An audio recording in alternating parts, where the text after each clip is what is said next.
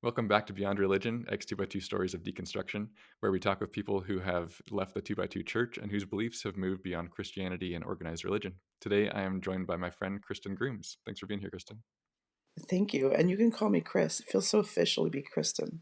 Okay, Chris, it is. I like to start out by just asking people how they describe where their beliefs are at currently. So, how do you describe it? I don't know. Is that a good answer? Like, It's an acceptable answer. it's yes, which is wonderful. Um, I was trying to describe my belief the other day, and I said something to someone that would be kind of controversial as a believer in Christ, and didn't feel scared, which always before, like, should I Hmm. admit that maybe my belief has moved beyond Christ? Like, should I admit that? And so um, I've gone, as I'm sure most people have, through this cycle where didn't quit going because of doctrinal issues. I quit going because of honesty and morality. And then it Hmm. became doctrinal. And then it became, well, now I don't know what to believe. And then it became, well, I believe that Christ is love. And then, so I can get behind that. And then it's like, okay, well, if I have to think about the Trinity, then I can focus on Christ. And then it's like, why would I do any of that? Hmm. I don't know what I believe. And so I was talking to a doctor a week ago, and he's like, well, let's talk about just plain old spirituality. I'm like, what is spirituality? And, well, we have a long ways to go here, don't we? Probably.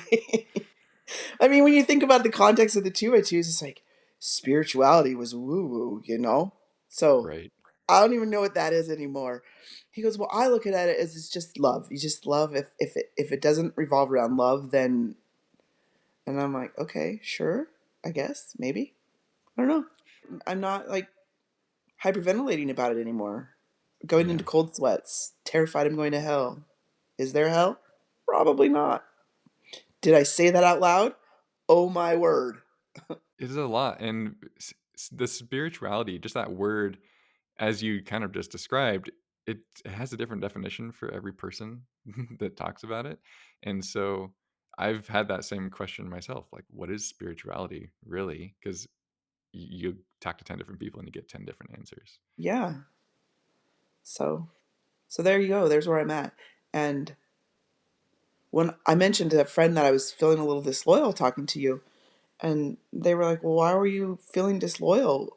And I said, "Well, my husband still believes, most of my family still goes to meeting." And they're like, is it their story that you're telling? I guess not. I mean, when you're connected to them through vows or blood, they're gonna come up, but it's not Hmm. their story that I'm telling. So there's apparently I'm not being disloyal speaking up for myself. I really appreciate you coming on here to talk about all of this. I, I I think I feel like we need to have this conversation like every 5 years and just see the journey that happens. I don't know if that'll happen, but But it would be kind of fun. yeah, it's really interesting to just to see where everybody's at in every part of their journey. To kind of go back to the beginning, tell me a little bit about how you came to be involved in the 2 by 2 church. I was born and raised. My mother was born and raised Catholic, and Oh. so that half of that side of my family is all still very Catholic. Whether or not they're active or recovering, I have no idea. Um, Hmm. I was 11 when we went to mass with my grandma in the cathedral in downtown Seattle, and I came home and told my mom that it was even more boring than going to meeting, which really should tell you something. Maybe I was 10 because I don't know if I'd made my choice yet. Uh-huh. So I was 11 when I made my choice at Second Olympia on Sunday night, and I didn't know what I was doing. I told my dad, I don't know what I'm doing. I just know that it makes you happy and therefore must make God happy because, children obey our parents in all things, for this is pleasing unto the Lord. Do I even know a verse still? Shocking. Um, and so I remember thinking, now I've got to give my testimony. Sweet, I'm accepted. That's really cool. But I don't, being a teenager, doing the whole Gotta find my verse right before meeting. I almost said an explicit, what's the word? I almost swore. Is that a You bad thing? feel free to swear, but only if you wanna be seen by, hundreds or thousands of people swearing. It wasn't a terribly naughty word, but anyway. Um, and then I wouldn't consider my childhood a terrible childhood. Like, I knew that my parents loved me. We were a family that sat down to dinner um, Mhm, nearly every night of the week, even though my dad was a coach and a teacher and my mom was a teacher. We still had family dinners. Meeting was like the end all to be all. You had to be there. You had to be running a fever and throwing up in order to miss. And I understood the importance of it, I guess. And but there was always in me this little streak that questioned, and my dad would tell me, don't question your faith, you'll lose it. Don't make this too intellectual, because if you do, you're going to lose your faith. I have an uncle that lost his faith because he just got too intellectual. And so, I mean, my dad's a scientist, so obviously he must be correct. So don't challenge it. And I was in college when I was done. Like, I didn't want to go anymore. But I had a mm, pen pal who was, I don't know, 10 or 11 at the time. And I remember thinking I couldn't tell her that I quit. And so I continued to struggle on. I had an unprofessing boyfriend, and I just I just couldn't do it. So I kept going. And then I went to London for a semester, and I was walking a meeting, smelling the roses, late, and I get there and I'm just like, oh, it's the same quiet spirit. This must be it. And so that was an anchor for years and years and years and years and years. mhm, That despite my questioning, this must be the one true way, because I mean, I am thousands of miles from home and meaning was the same. So then I met my husband, and we both, I guess I graduated from high school for college first. I was, um, anyway, we'll probably get into that later.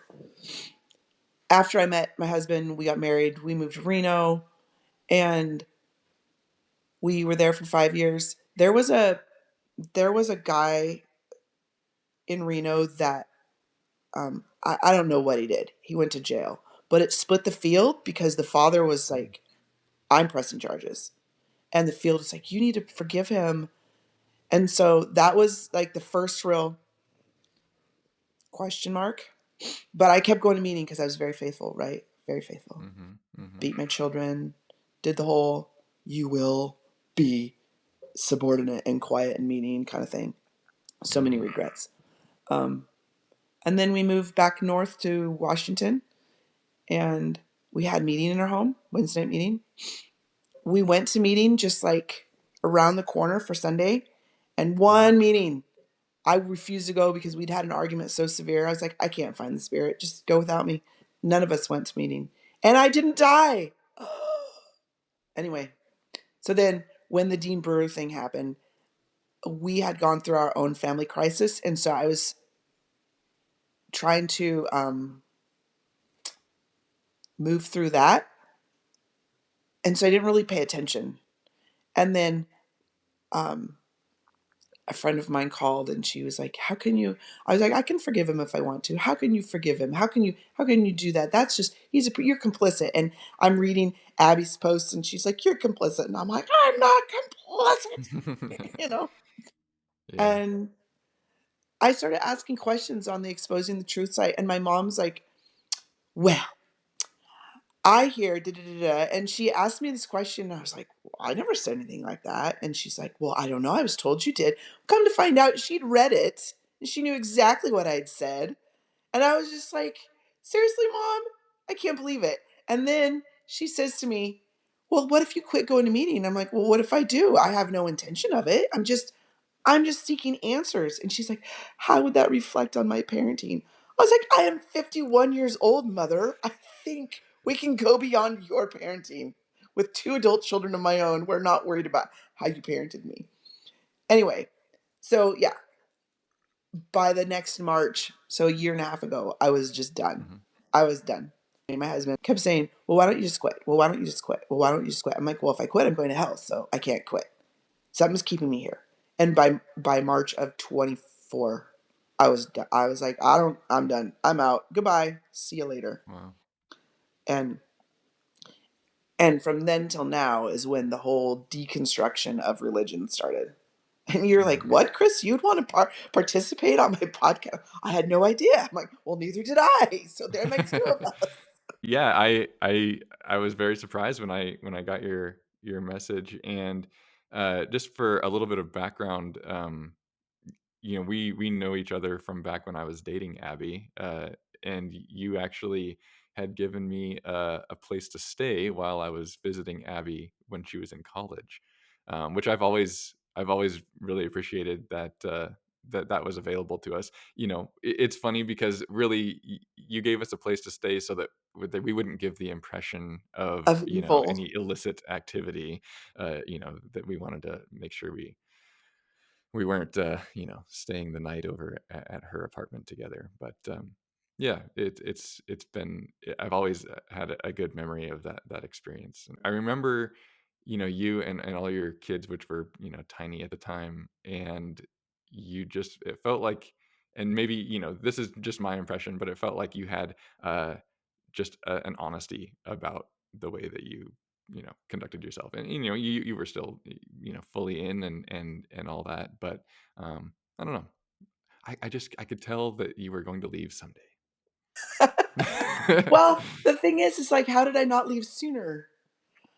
My I have an aunt whose sister wrote, oh, I don't think she didn't write The Secret Sect, but she wrote some propaganda. I'm sure they called it propaganda. Mm, And we were told we cannot be with them because they are questioning the one true ministry and the one true way. I don't know if dad even used those words, but we cut ties. End of story. And then in the 80s, we were over at some friends in Idaho, and the book, The Secret Sect, at that point was going around. And I remember my parents, like, we were not going to read that book, but their best friends let their kids read the book. And they were just like, how can you do that? And they're like, well, if their faith wow. is strong enough, it will survive reading this book. And I have no idea where any of those kids are. Um, but I just, and the adults were just like in the dining room. There was a big old potluck going on outside. It was the 4th of July, but the adults were in the dining room hashing out this book, and half of that family left. And Wow. us kids, we were just like blown away by the intensity of everyone's emotions, but by golly. And then over the years, I've found tellingthetruth.org a couple different times, but I just knew that I was putting my faith in jeopardy. I felt like literally I was cheating on my husband by being on tellingthetruth.org. And so I'd be like, okay, I can't do this. He goes to work for 24 hours when he goes to work. So, you know, I was only looking when he was gone. And as a child, I would think about hell, and I would turn cold, and then I'd be hot, and I'd be shaking, and I'd have to breathe through the experience, and I'd wake my parents up at night because I'd be like, I'm going to hell. I'm not good enough. I can't be good enough. And last week someone was like, well, they made some comment. Oh, it was about being a believer and how they didn't understand how people could grieve. They had just lost their father, and they didn't understand how people who weren't believers could have any comfort when they grieved. And I used to think about how people, I would think the similar thing, but I think, I wonder how all of these people who go to meeting are being comforted. Like, how are our funerals? How is this comfort? Because I never really understood, like, what is that spirit of feeling of the spirit? And so when that girl made that comment to me, I'm thinking to myself, well, I don't know if I'm a believer anymore. I mean, Jesus is a historical figure, so I guess I could believe in him. And he preached love, and I can totally get down on that. So, okay, I guess I'm a believer, but not in the way she thought. And so I don't feel any discomfort about the thought of dying, not the way I used to. And so I'm just like, you know what? We're conditioned. We're just conditioned in a Western culture to be Christian. Yeah, It's like, for it sure. doesn't matter if it's Catholic, Lutheran, Protestant, two by two is what we were taught. And I think, well, if I was born in India, what are the chances? Yeah. So why is Christianity the only way? It probably feels like we moved on from this, but I wanted to go back to when you first professed, and you mentioned that did you actually say to your parent that you were doing it because that felt like what they wanted you to do? I remember telling my dad that I didn't know what I was doing, but I knew it would make him happy. I don't know that I said you were telling that I had to do this because, like, I just remember telling him I don't know what I'm doing, and but it would make him happy. It would make God happy. That's probably what I said, not my parents specifically. My sister had just made her choice the week before on Saturday night. Like I couldn't, be left behind. I had to do everything my sister did. She was older, and he told me that it would come to me eventually. Like it would just, just read and pray. It'll come. I appreciate the fact that you obviously, even at that age, were pretty honest with your parent about how you were feeling about that choice. You were you because at least for me, would not have been I would have been too scared to admit that I didn't know what I was doing. I was pretty close to my father, Yeah. and my dad. I mean, our father was, the one. I was Okay. pretty close to my dad. And so I wouldn't have ever talked to my mom like that probably till I Mhm. was older. But dad was pretty open. He didn't have the same relationship with my sister. My sister probably wouldn't have said that to him. But Mhm. if I wanted to know about things like mortgages and insurance and that, I went to my dad. Yeah. Gotcha. My mother's not going to share that info, but my dad's going to share that info. So that's probably why I felt safe talking to him. But Mhm. I felt safe when it came to subjects that were intellectual or spiritual. I was a fifth grader when one of my classmates, who was not right, like he'd probably be in special ed today. Anyway, he was sexually aggressive towards me and Mm. made gross comments, chased me down the street. I'd walk by his house. And I went to my mom and dad and asked them for help. And they told me I'd have to figure it out. So, like, Mm. I was like, I'm uncomfortable. I'm scared. Can you please help me? And even my dad in that instance was like, no, it's up to the school. You need to go talk to somebody. And I was like, I need you to take care of it for me. And they wouldn't do it. And so, like, when it came to church matters, no problems. When it came to other stuff, eh, I knew I was loved. So I wasn't like abused in that manner. But that always stayed with me. I finally went to a classmate and he walked home with me with his baseball bat. And we had no more problems. I can still remember the kid's name. I know what his house looks like, and I can picture his face in my head. And I'm just like, that is not okay at 51 years old, or I'm 53 now, so it's not okay. And so there's a part of me that's like, I was really frustrated that they wouldn't stick up for me. And then I found myself in my early 20s. I was date raped by my college boyfriend. I continued to date him and sleep with him because at that point I was damaged goods. I couldn't tell anyone. I couldn't tell my parents. They didn't stand up for me back then. I would have been blamed. Now I was, you know, why I couldn't I took part in meeting, cried every single meeting. They all knew something was wrong because I was just like a wreck. And yeah, I couldn't tell them because it was my fault. And then, berated myself for my stupidity to continue the relationship. But we had all the same classes together. And I just was like, well, I'm damaged already. And so when the whole Dean Brewer thing broke, I was pissed because first of all, how dare somebody tell me I can't forgive the perpetrator? Like that pissed me off because I was a victim. But then, how dare our workers not rise up to protect the survivor? Like that made me even angrier. Once I realized that, yeah, victim or no, I was complicit because I was supporting all of the garbage that was going on. And so when I finally drew the line in the sand, it was like I didn't care about the doctrine. It didn't matter to me. I was like, how can we have been raised in the one true way that was supposed to be the most honest thing we could have and not uphold a morality? that protected those that had been injured. Right. Like it just it still blows my mind. Still blows my mind. Yeah. Well, I'm so sorry that that happened to you with your boyfriend, and thank you for sharing that. It's um I think it definitely, the fact that you mentioned that you felt like you were damaged goods, and so it just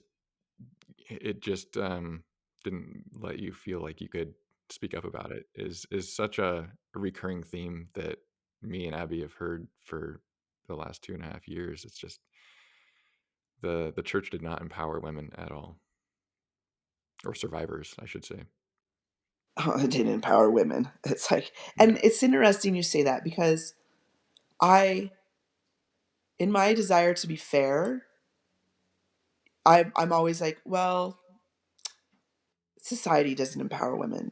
And then, okay, so Pierce, I have 3 kids. They're 8 years between the oldest and the youngest, and the first two are boys, and then our daughter. And I used to say that God didn't give me a daughter first because I would have ruined her. I needed to learn Mhm. how to be around. I needed to learn how to deal with boys. Anyway, and I remember when my husband was trying to get his first job, and he was experiencing they he was trying to get on with the fire department, and they hired from 5 different lists. There was the Asian list and the Hispanic list and the black list and the female list and the white male list. And so if there were 10 jobs available, 2 of them would go to white males. And he's blonde haired, blue eyed white man. And I Mhm. remember feeling for him because as a female, I have felt discrimination. And so there's a part of me, come back to the church empowering women. And I just find so many things and I'm just like, I blame it on the church. I blame it on the church. I blame it on the church. And I don't want to do that because everything is not the church's fault, just 99% of it. But even is Right. that a true statement? I don't know. And Sure. so I think there's a lot of things that our society over the years has messed up because, sorry, Mike, you're a guy, but we were raised to believe and behave in a patriarchal, top-down, male-dominated society that just is like that is not what history is written by the winners. And Mhm. that is not how history was meant to be. Like Right. in the last 2 years, I've read more, studied more, exposed myself to more things to get a well-rounded picture so that I don't just blame the church. I did like a discussion about purity culture a little while back, and it's really, really difficult to parse what parts of that were the church and what parts of it were just the society in the 90s and early 2000s. And like, yeah, it's really hard to take it out because the culture of the world was influencing the church more than they ever would want to admit. Or the church was influencing the culture of the world. I mean, when you read about the history of just the King James version in general, just and I get into it with my husband because I'm just like, he's like, I am fine with my King James version. I was like, okay, well, whatever, dude. We have nothing to talk about then, which is really hard to make a Yeah. marriage work when you're like, and he'll say something, well, the Bible says, I'm like, I don't read your Bible anymore. So how about you find a new one and then I'll talk to you about it. So there's that. The whole King James thing is like a whole I feel like we could talk, for an hour just about that. Like, there's so much crazy stuff in that history. When you think about It's Constantine and, the Nicene Creed, and I'm just like, all done. I've said this to him over and over. I'm like, orally shared by men. I mean, unless you read the rest of the Hebrew, like the Apocrypha. thank you. All I could think of was agoraphobia. I'm like, that's not right. The Yeah. Apocrypha. So it's like orally shared by men, written down by men, translated by men, sold by men, preached by men. Like, wait a minute here. I too was made in the image of God, if you want to believe that.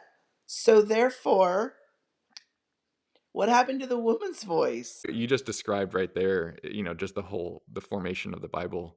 Like, for me personally, there's a lot of reasons that I am not a believer, but the Bible is really one of the primary pain points that I have in just how it was constructed, and I feel like that's ignored by like the majority of the believing population.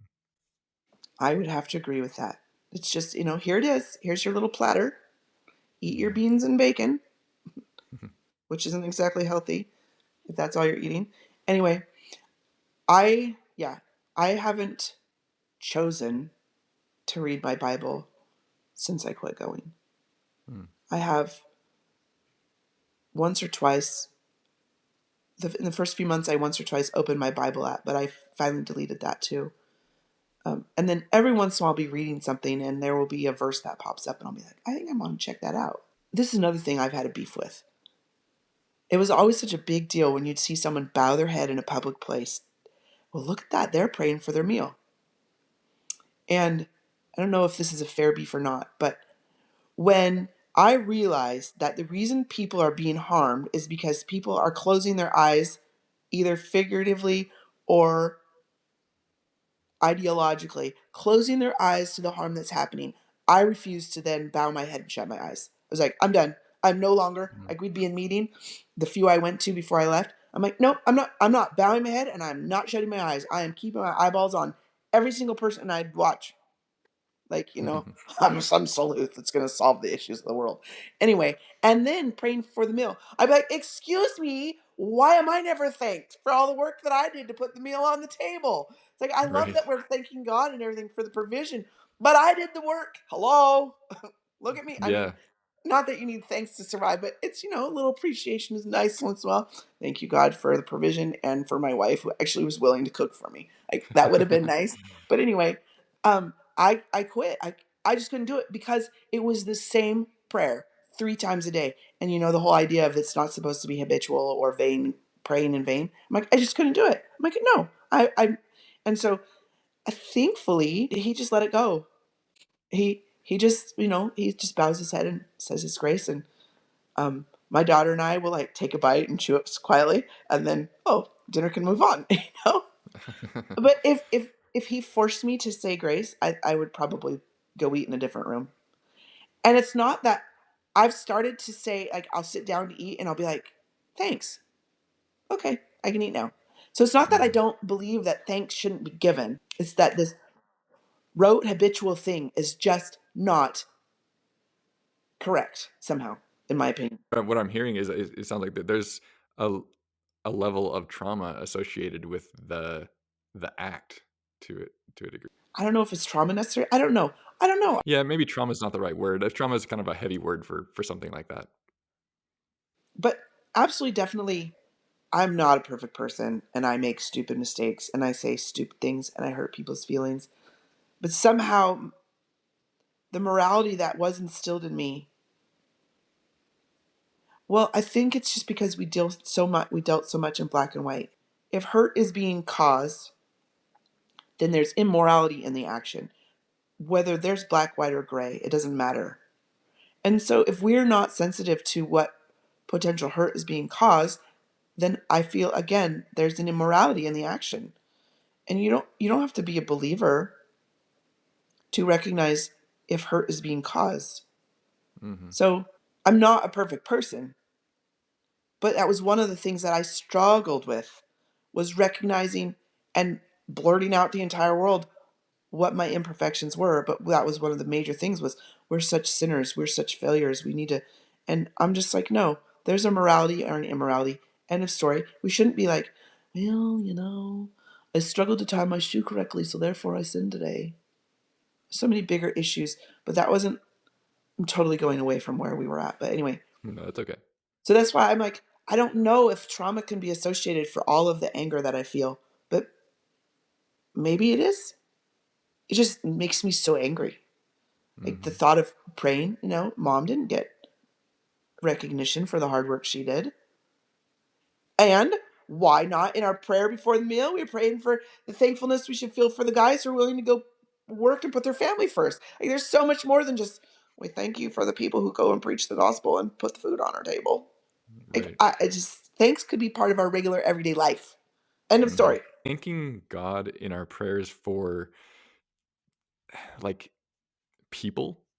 Well, I mean, like there was always thanks for the workers, but like you saying thanks for the the person that provided the beef that you're eating right now, or like those really specific like prayers for or thanks being thankful for the things in the physical world were always frowned upon. And so we'd hear that, like, the people of the world praying for those things or saying thanks for those things, and we're like, "Oh, well, they don't quite get it." Don't you know spirit prayer should only be about spiritual things? Only. We only Right. pray for our spirit. That's what makes our prayer so different. But I didn't recognize that until now. And so, and do I even recognize all of it? Probably not. That's why I keep reading.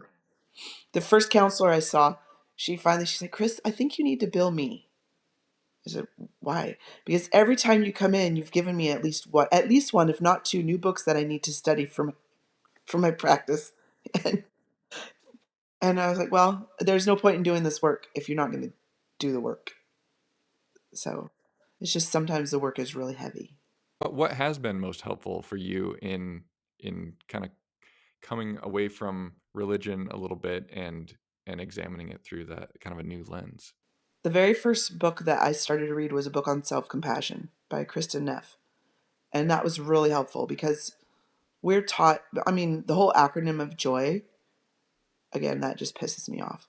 Mhm. And I still, like, I'm married to an innie. And so I get into it with him. Jesus first, others second, yourself last. I'm like, can we please just forget it? Like, just so self compassion, because we're not allowed to be compassionate towards ourselves. Everyone else, absolutely. The workers, especially. Your meeting, of course, but yourself, no. And so that was the first book I read. It was hard to read. I don't know that I'm very good at practicing self compassion. And then I started to read Jim Palmer. And then I was like, Mhm. oh my word, I've totally lost my belief. I've lost everything. I can't read it. And again, I was fear. And so I called a friend up and I'm like, I'm having this existential crisis. She goes, wow, you really are going off into the weeds, aren't you? Nothing like diving into the deep end. So then I put Jim Palmer aside. I decided he was a little too deep for me. So then I Mhm. moved on to Rob Bell and the Bema podcast. And again, Rob Bell was like, ooh, I don't know. I'm going to be apostate here in a minute if we keep listening to this man. Right. So, the Bema podcast, I listened to 4 seasons of it. For cultural context, amazing. Like, Mhm. if you want to, I don't think you have to be a believer even to listen to it. It's just amazing. Then I started to listen to Bart Ehrman on Beyond, not Beyond, You're Beyond, Misquoting Mhm. Jesus. Mhm. Fantastic Yeah. podcast. You got me onto another one, Almost Okay. Heretical. Okay. Have you listened? I think it was you that got me onto Almost I might Heretical. have recommended it without even listening to it. I'm trying to remember. Another absolutely fantastic podcast. They're two ex pastors, and I'd say they're probably still believers. Um, and in today's political world, they're probably incredibly woke. Which, I mean, if love is woke, well, that's an issue. Um, my politics have completely changed. Okay, totally off the subject. I was not a very good athlete. My sister got blessed with all the athletic genes. I saw all the statistical issues in athleticism, and I'd sit the bench because I'd have to tell my coach all of the stats. But as a result, I am very big on the underdog. And so as my politics have changed, like there's still some things that I am conservative about. So I hate the label conservative and liberal Mhm. because I do believe that the underdog is really squelched in our country. But it all comes about because of love and hate. And I realized a friend of mine, her son came out, and before he came out, about a year and a half before he came out, she said to me, "What am I going to do?" And I was not even anywhere near leaving. I Mhm. think I don't know if this was just before the Dean Brewer thing or after, but I don't know. I was like, "What do you mean? What are you going to do? He's your son." She goes, "Well, yes, but you know the church isn't going to be pleased." I said, "Well, are you going to love him?" I don't. And she goes, "Well, yeah." And I said, "Then why are you asking me of all people, so conservative and, homosexuality is wrong?" Well, I have no idea. Like maybe if the King James Version had said the word homosexuality, maybe I would believe what they had to say about it. But Right. um, I said, last I checked, we loved our children. That's just, But then there's the verse where the fathers are supposed to hate their sons, and you're supposed to, so that you can win salvation. And I cannot. And I said that your boy is as much my son because I've known him since birth. And so Mm. he is welcome in my home, and I will love him regardless of what the church does. And then all the rest is history. I love that kind of growth. I love, and we need more words than just I love, because we can't just love peanut butter and love a person the same way. It doesn't happen. But I do really, I it like brings me great peace and hope to feel love for people that I always thought that I could tolerate, but never really thought I could love. I've never verbalized that before. It really opens up a whole new world when, love can be uh, given to literally the entire world if you want to. And when I first started to question, my husband would be like, "Well, I just don't understand." I'm like, "You know what? I can love. That's all I can do right now is love." And then he'd want to point me to a Bible verse. I know I'm just in love. Um, I have watched your family journey and your schooling journey, and I find it super awesome that you guys have embraced the curriculum in school that you have. It is our homeschooling journey, actually. So, in Pearson was in third grade when we decided to homeschool, and my husband was insistent, and he says he doesn't remember.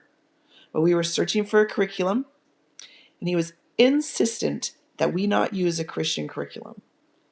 And I was totally mind boggled. And nope, we are in charge of their godly upbringing, and we will not let some Christian curriculum ruin their godly upbringing. And I was like, but it's about God and Christ. No, no, no, no, no. The worldly man will not influence our children. So we picked a Rudolf Steiner Waldorf based curriculum that, reincarnation and the elementals. And I was like, okay, whatever. But I went through the first grade through eighth grade cycle 3 times.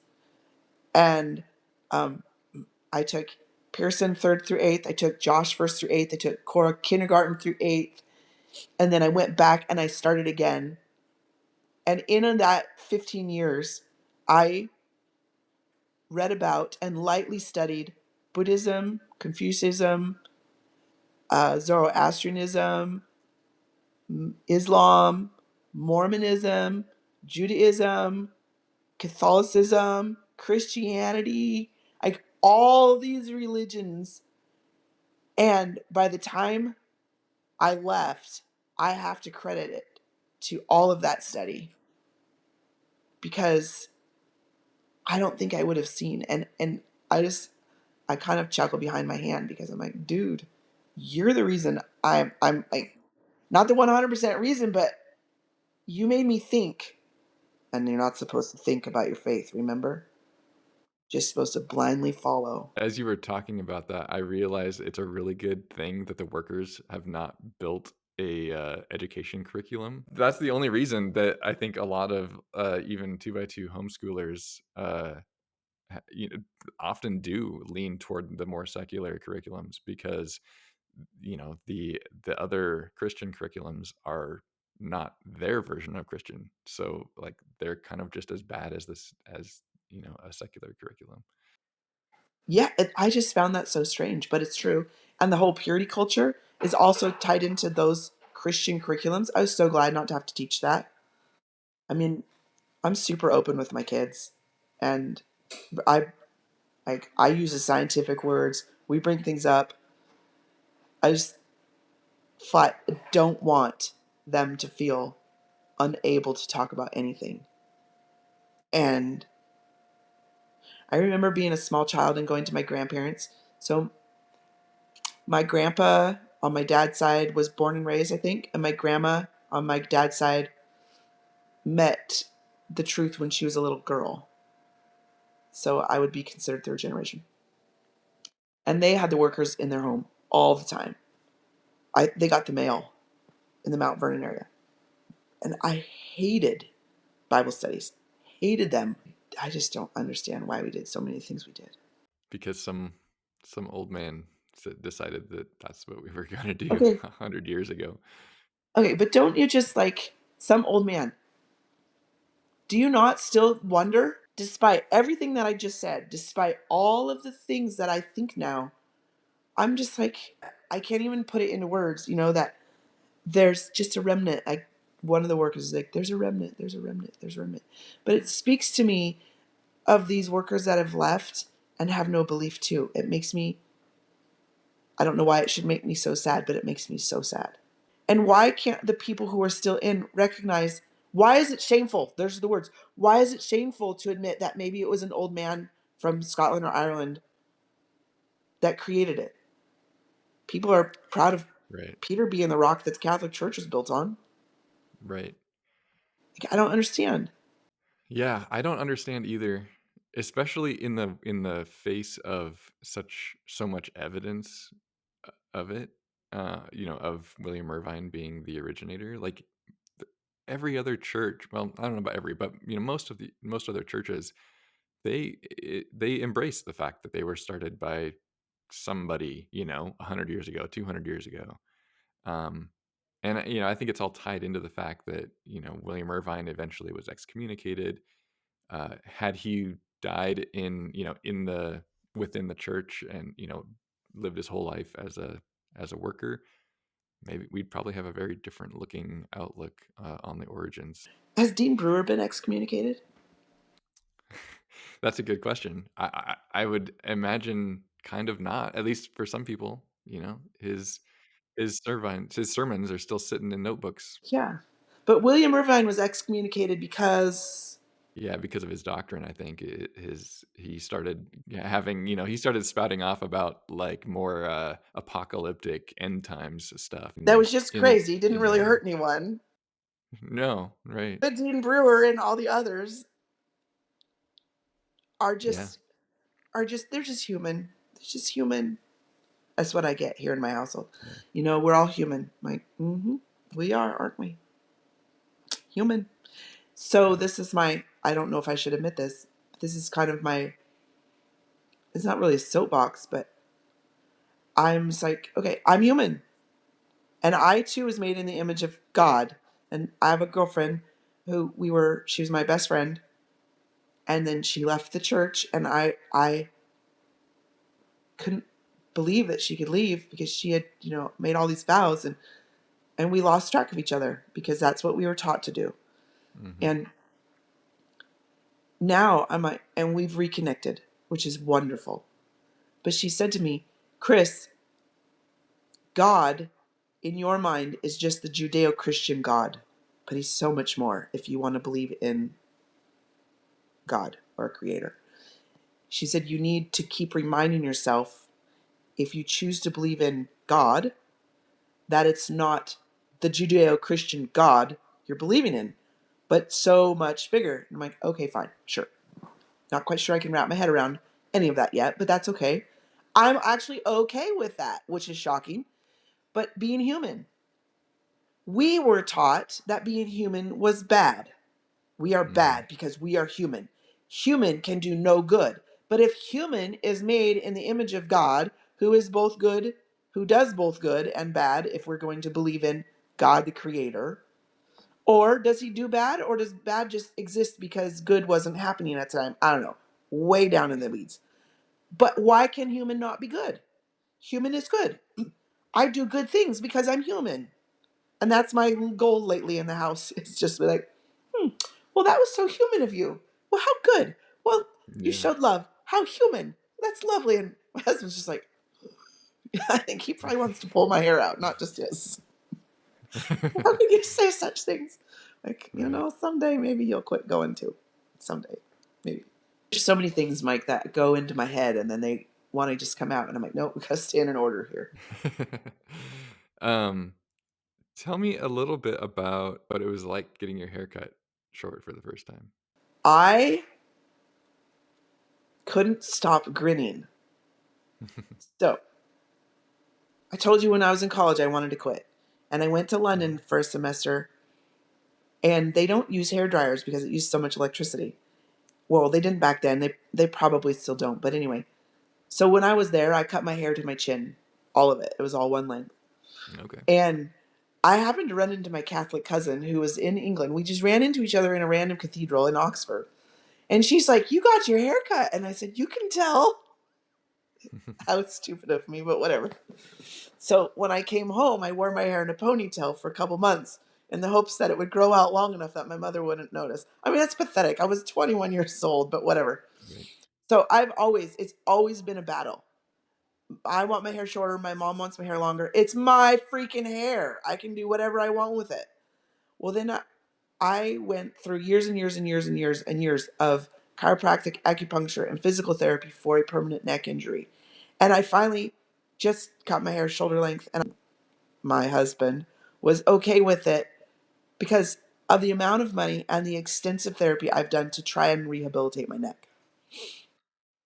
So when I officially cut my hair, not much left, it was probably 2 or 3 inches longer. And I said to the hairstylist, I was like, hairdresser, I was like, "Can't we go shorter?" And she goes, "You are not ready for it." I was like, "What?" She goes, "You're not ready." So it was longer, about three Mhm. inches longer. And every time I'd come in, she'd be like, "How are we doing today?" "Good." And 3 months ago, she's like, "I think you're ready." And that's what she did. Well, this is actually longer than the first Sure. one. And I just like, you see my grin. I was like, "Oh my Mhm. word." But now there's a part of me that's like, I love to be floofy. I loved, like, I always loved floofy clothes. I always loved feeling very feminine. I always loved, um, like, I wore things. I was never like real creative in my dress. Like some kids are really cool, right? The professing kids, they wore cool, Right. funky, unique things. I was never that person because I wanted to be like catwalk fashionista. But you Mhm. couldn't wear. I could wear short skirts, couldn't wear tight shirts. Yeah. Anyway, so now I'm like, oh, my short hair. Am I okay with? Like, I'm totally okay with this in here, but there's a part of me that's like, I don't know. It's such a contradiction, Mike. Yeah. Like, I'm so thrilled to cut my hair. My ears, I pierced them in December with the Christmas money that my very professing mother-in-law gave me. Like, that was poetic justice. Um, they still haven't completely healed. And a friend of mine's like, because you haven't given yourself permission to have pierced ears. Hmm. And like, really, that's a thing? But then I had another friend who is not a two by two or an X two by two who said the same thing. And so I'm sitting here, cut hair, pierced ears, a ring on each hand. And I think all the things that I told myself when I was professing, you don't have time for makeup.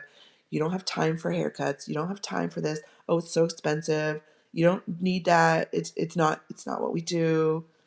All of the reasons that I talked myself into not doing the things that we did not do are still the reasons I tell myself for not joining in now that I can. And I hate that. Hopefully, you can give yourself a little bit of grace for the fact that you spent 50 years with the mindset of those things being bad, and like that just isn't undone in a day or even a year. This is true. I remember when Thank you Abby very cut much. her hair, and I was just like, "Abby Prisak, what in the world?" Now I'm like, "Abby Prisak, what do you think of my Yeah. hair?" It's such a funny thing. All these are they're just follicles pushing keratin out of our skull, and yet it holds such a I don't know, a sacred space for us. I think it's just so weird. When my little sister had cancer the first time, I offered to shave my head with her, and she wouldn't let me because it just wasn't something that we should do. I shouldn't lose Hmm. my long hair if I didn't have to. And I don't know, maybe I will shave it. Probably not though. It's Yeah. awful cold. Right. Yeah. Don't do it as winter's coming on. So yeah, I did. I really loved having my hair cut short, and now I'm like, well, maybe I could grow it out again. The one thing that I'm kind of on the same page as Abby with pants and dresses. I bought a dress to go to a wedding this summer, and I was like, it's got to be the least professing looking dress. So it has a gold zipper up the back that starts, just below the buttocks and goes all the way up to the neck. And it's about Mhm. 4 inches above my knee, and it doesn't have sleeves. But then the collar comes all the way up to here. So I was like, oh, we didn't get that. We didn't nail that too well. And I don't want to wear. I got rid of all but 2 dresses in my closet because I don't want to wear them. I don't want to wear them. No, I will not. Before I quit going, I was at a quilt retreat with my mother, and she's like, I wore pants today. And I said, oh, good. I only brought pants. She goes, what are you going to wear to Wednesday night meeting? I said, pants if I go. And she went straight home and told my brother I wasn't going to meeting anymore. I was like, I hadn't quit at that point. I mean, like, Wow. in my heart, I hadn't. Maybe in my heart, I had already Yeah. quit. But in my mind, I hadn't quit. Mhm. So, but because I wasn't going to wear a skirt to meeting, I was. And then the one she's never asked, she has never asked, and that is another thing that's frustrating to me, is she's never asked why. So many people don't ask why we leave. I Yeah. think that's why I wanted to talk to you.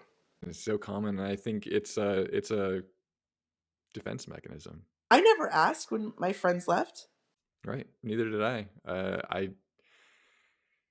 Yeah, I don't know. You build your own little story about why in your head, and just assume that you know it's for all the wrong reasons, and you move on. But Well, and the reason I picked this morning to talk to you is because it's a Sunday. The meeting's going to start in about 15 minutes. I was like, hmm well, shoot, let's just go talk to Mike about non-belief, shall we? A little bit of rebellion in me, I guess. But people, I waste Sunday morning. I don't do anything. But I just am like, no, I'm not going to get up and make you coffee on a Sunday morning. I probably should out of love. And I'm not going to get up and support you getting ready to go. I'm not going to do it. And he's never asked, strangely. And then I just do my own thing. And he comes home. Well, what about lunch? I'm like, find it on your own. It's Sunday. It's my day to do nothing. Nothing that had to do with our old traditions. Okay. So then now he's like, well, then I'm going to go listen to gospel music. Great. Not in here. You're not. No, he goes. So, and we're sort of working through it. yeah, I can tell that there's a lot of I don't know. I don't even know what to how to describe it necessarily, but I can hear that there's a conflict that you're working through, and you're not alone. There's a lot of interestingly a lot of women more than men uh, in that position, which is I don't know. I think there's a hidden message in there somewhere. Well, when you and Abby left, I hope it's okay that I bring you guys up because we do Sure. have a history. I we attended your wedding, and I hmm just kept thinking how young you guys are. How young you were, and just hoping that it would work out. Like that was my. I mean, was it my prayer for you? I suppose. I hmm mean, isn't a prayer just a thought from your heart? It's Yeah, like, so totally. that was my prayer for you guys, that you would make it. And marriage is not easy. Marriage is hard. Marriage is effing hard. And when you quit going, oh, and here in the back of my mind the whole time, I'm questioning my own faith. And yet, hmm I'm feeling bad for people who have lost their faith, who have lost out. Did I do anything about it? Did I reach out and ask? No. I have uttered so many apologies. I'm sure that you and Abby have had at least one in my head offered to you. And for you to leave together is really a blessing. I thought that we would leave together, but we had a family crisis just before the Dean Brewer thing happened. And it's one of the things that holds him in. It would be easier, but I don't know if I would have done the deep work. I don't Right. know. Right. And there's still so much to do. I'm starting with do you admit this? Makes me feel like I'm going to hell. I'm starting with a new therapist next month. I was seeing one, the one who said I should bill her, when I was out on one of my walks, and I was listening to a podcast um, on pornography and abuse, and it just all of a sudden I was back in the apartment in my college days, and I went Mhm. to my counselor. She's like, "You need a sexual abuse therapist." I was like, "Oh." Mhm. So I found a new one, and I guess I was too happy. And she's like, "Well, you don't need me anymore. I think you can be done." And I was like, "Okay." So then for probably a year, I haven't gone to see anyone. But this whole thing is cyclical. I feel really, really good, and then something new will crop up, and Mhm. oh, down I go again. And so I'm going to start seeing another person who was raised in a conservative Christian cult, and she sees another one of the sort of ex friends. And I'm really hoping that works because there's so much more work to do. It's the Yeah. cycle. All of it's hard, but then to have it be cyclical, to think that you're doing great, and then to feel like someone just hit you upside the head with a frying pan again. But it doesn't just happen overnight. All of a sudden well, for me, all of a sudden I'm in the dumps again. I don't know why. And I'm not doing the things that make me laugh. And I'm not doing the things that make me feel creative. Mhm. And that's when I realized I'm not done. My therapist's office has a piece of art on the wall, and it's like a line doing like loop de loops, and along the line it says healing is not linear, and that is just in I cannot be stressed enough. I think we don't. It's not like we're just like climbing ourselves out of a pit and then we're out of the pit and then we live our life and it's everything's fine. No, because then the wall of the pit falls in. And you're like, well, shit. Anyway, so yeah, one of my goals this year was to, I haven't given it up completely, but maybe for this year, but it was to do stand up comedy. Well, then I heard that stand up comedians have like a script and they have it memorized. And I'm like, Right. what?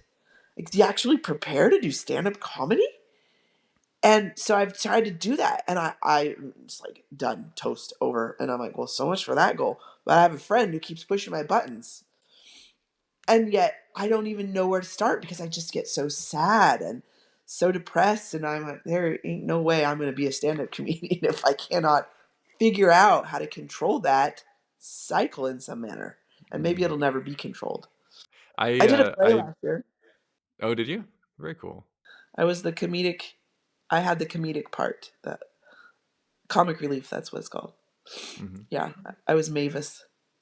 And that was awesome. And my husband was he came to every show. I was shocked because I kind of just did it on a whim. Our daughter's really into theater. Mhm. And of course, I don't know that, like, I wasn't allowed to dance as a child because the field we lived in, Abby knows the field, the area we lived in, didn't, like, we were the only ones that celebrated Christmas. And we, put up stockings and had Santa visit us, you know, because my Mhm. mother wouldn't give it up from her Catholic upbringing. And then we moved to the east side of the Washington state, and all of the friends had Christmas trees.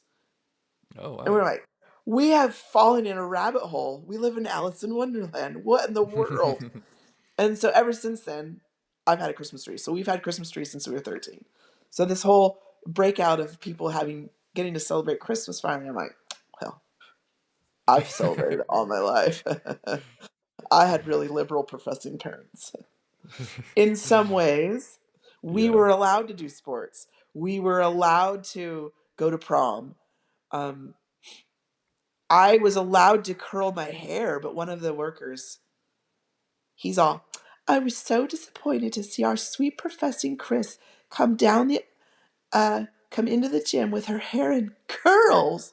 I was Oh my like, goodness. my hair, my curls, my life. I do not know why I didn't quit in college. I don't. I didn't quit because I was fearful of what my parents would say. There anything else that you wanted to make sure that you touched on in this conversation? I don't know. I said to you before we started, I didn't feel like I really had a big story. And it's not that we have to have a big story to be all, splashy on the news or whatever. But my girlfriend, who is a survivor, she's like, you have a right to tell your story. And like, I don't disrespect my parents. I don't hate my upbringing. I don't feel like I had a bad childhood. I don't feel like I missed out on so many privileges that I can't survive as an adult. I want to live another 100 years to make up for the things that I didn't, you know? But if I don't get to, it's okay. I just, it's just nice to know that. And I don't know if it's a two by two thing or a human thing, but it's nice to know that we're all worth listening to. So I think that's why I was like, yeah, I'll talk to you, Mike. I, you know, Yeah. You're making me emotional. sorry. It's all good. I had I am well compared to what I was a week ago. Like if we did it, I would have canceled a week ago. But Yeah. I'm just congested, and now I'm crying, and it's gonna make it worse. Thank you very much for coming on here. I really appreciate this conversation and everything you've shared. I look forward to just seeing where your journey leads you. Thank you for letting me natter on. Absolutely. Thank you very much, Chris.